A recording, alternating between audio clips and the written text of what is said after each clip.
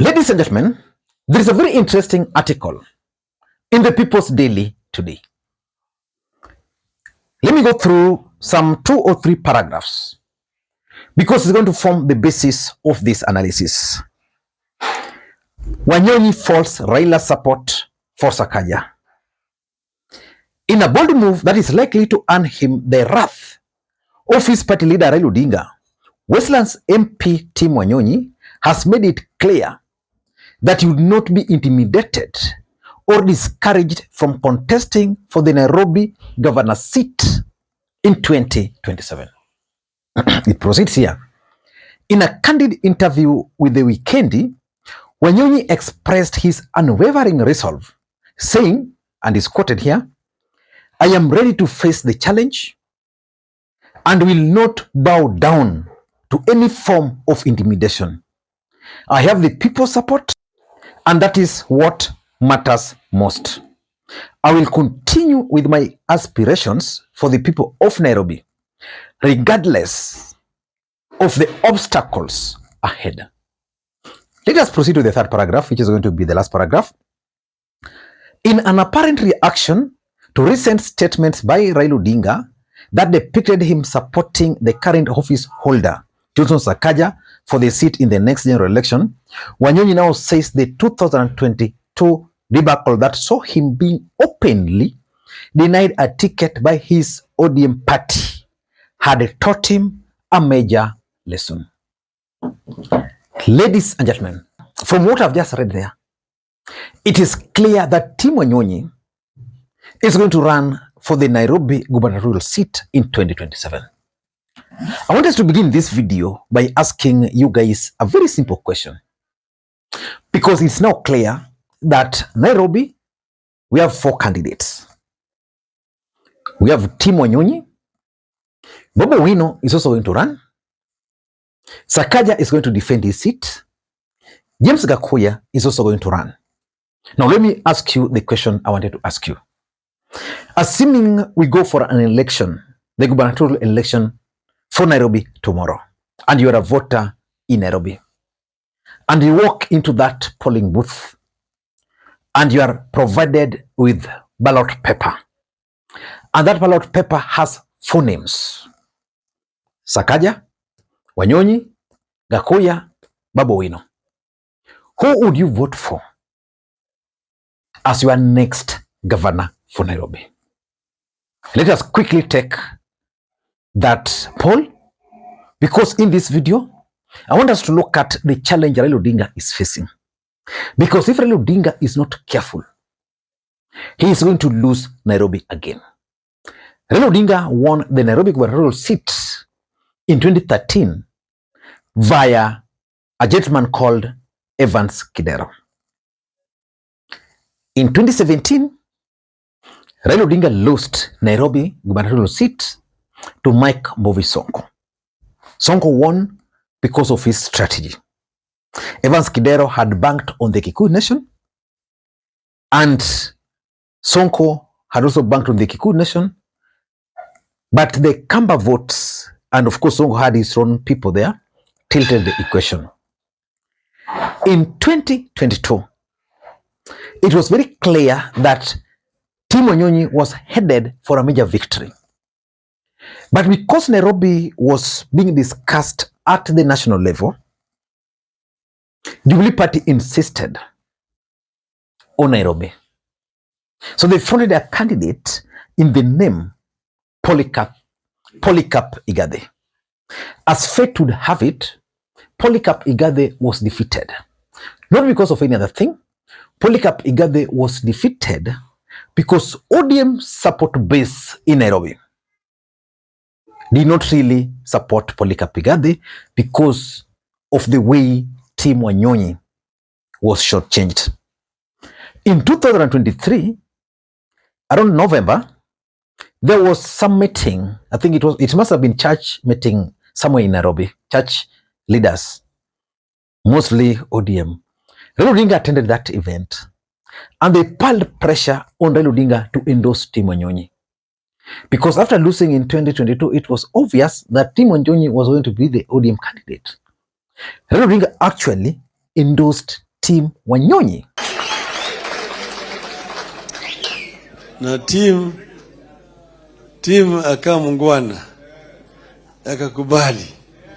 Kwanza tulikuwa nasema awe running mate, lakini baadaye akaniambia mimi hapana. Nimefikiria hii maneno nikasema hapana, mimi nitarudi Westland. Nikubalia mimi nirudi wapi? Yakarudi Westland. Sasa yeye amerudi Westland, lakini sisi tunaangalia mbele huko. Sasa unajua ambaye aliokoka hahitaji nini? Injili.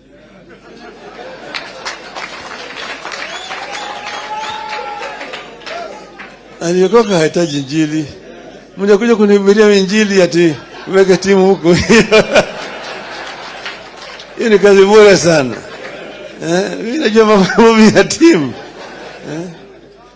Mimi nasema tuangalie mbele, lakini mimi nataka kwanza vitu viwili. Nataka watu vijana wetu ambao wamehitimu umri ya miaka 18 wawe na vitambulisho na waende wachukue nini? Waende wachukue kura. Tunataka kuzidisha idadi ya watu wetu ambao watachukua kura. But because politics is dynamic, Johnson Sakaja's head started emerging in Raila Odinga's circles. The other day, Sakaja indicated that he's likely to run on ODM ticket.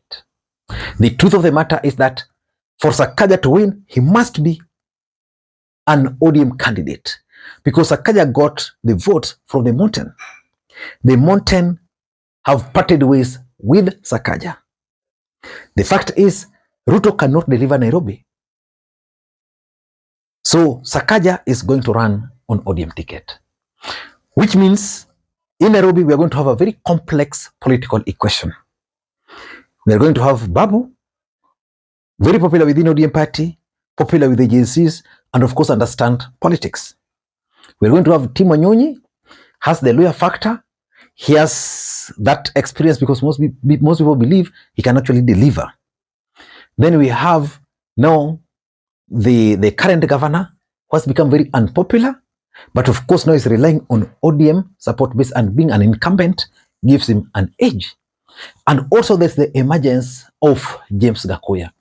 For me, I'm looking at James Gakuya as likely to be the biggest beneficiary should these ODM games keep on playing, because Gakuya is coming under Gachagua, and the Kikuyu are determined to probably win back that seat. So in this video, I want us to look at the factors which might decide whether Tim Wanyonyi will succeed or not, and why I strongly believe that as much as Raila Odinga is supporting Sakaja, the support is premature and might actually work against him.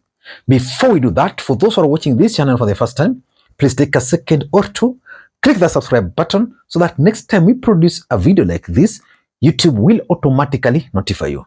And to the subscribers, I want to continue thanking you guys for your continued support, because without that support, this channel cannot be where it is. Ladies and gentlemen, let us dive in. First of all, let us begin by looking at the ODM votes in Nairobi. Anybody who is keen should start by looking at how Raila Odinga and ODM party has always performed in Nairobi. The truth is, at the presidential level, ODM party has always defeated. Raila Odinga defeated Kibaki, he defeated Uhuru on those two occasions, he defeated Ruto. Those are facts, they are there. But governor has lost. So which means there are ODM members who vote for Raila, but they don't vote for the gubernatorial candidate. And that's the biggest challenge. The question is, can Raila Odinga abandon a loyal ODM member like Tim Wanyonyi for Johnson Sakaja? And how will that affect the ODM members? That is the first question, and it's very, very important. So that's number one. the ODM votes. If the ODM votes will rebel against the move by Raila Odinga to endorse Sakaja, if Tim Wanyonyi will go with some of them, I foresee trouble for Raila, for Wanyonyi, and I can tell you, Takuya might actually become the governor. His only problem is that he's not credible. But I'm told Gachagua has been informed that he's working on another credible candidate. Number two, Johnson Sakaja's failure. Raila Odinga is supporting Sakaja. And I've always explained to you guys that politics is a perceptional game. If you are to randomly conduct an opinion poll on whether Sakaja has lived to the expectations of the people who voted for him, the feedback will shock you. Most people believe that Sakaja has failed and that he's clinging on to Raila Odinga because he understands that Raila has loyal supporters. Now, that Sakaja failure can work in favor of Tim Wanyonyi, but it can also work against Raila Odinga. Let me explain. If Raila were to award Sakaja the ODM ticket, then there is this failure tag on Sakaja. It would mean that Tim Wanyonyi might actually go with some ODM members. In Nairobi, there should not be any room for division. As long as Tim Wanyonyi will go with some of his members, okay, that will be trouble. I'm saying this because as things stand today, Tim Wanyonyi has, I think, only three options. The first option is to run as an independent candidate if he's denied the ticket. He can do that. Babu Owino might also be planning the same. If you want to run on an independent candidate, Tim Wanyonyi can actually seek support from another party. Let's say he will figure out which party should I go with Ford Kenya because of the lawyer factor of the presidential candidate who has a national appeal. Can I go with Matiang'i, or can I ask Kalonzo to give me the ticket for the Kamba vote? So that's his second option. His third option would be to team up with Gachagua and force Gachagua to give him the ticket. Yeah, because that will also help Gachagua by dealing with the issue of shares. So Sakaja's failure can actually hand Tim Wanyonyi victory and can shame Raila Odinga. At the same time, that Sakaja failure and being on Raila's side will actually unite the mountain, which means they can easily vote for Gakuya. Of course, there's a gentleman in the middle there called Babu Owino, who is scheming, might be the biggest beneficiary. The other thing which is now obvious is that Mount Kenya is actually determined to win back Nairobi. Because in 2027, Mount Kenya might not produce a serious presidential candidate. And even if they were to produce that serious presidential candidate in the name of Ndindi Nyoro, I doubt if Ndindi Nyoro will be able to win the presidency. So they are saying, because we are not sure of the presidency, we must be sure of Nairobi. And indeed, they have the numbers in Nairobi. They only need the other side to split. Sakaja to split ODM, to split Luya votes. He will be done. And importantly, there is the Kalonzo factor. Kalonzo factor is what made Kidero lose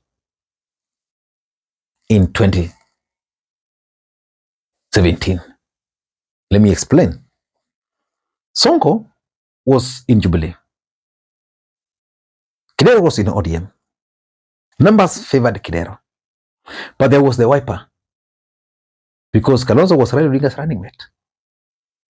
So Kidero had hoped that Kambas were going to whip to follow him.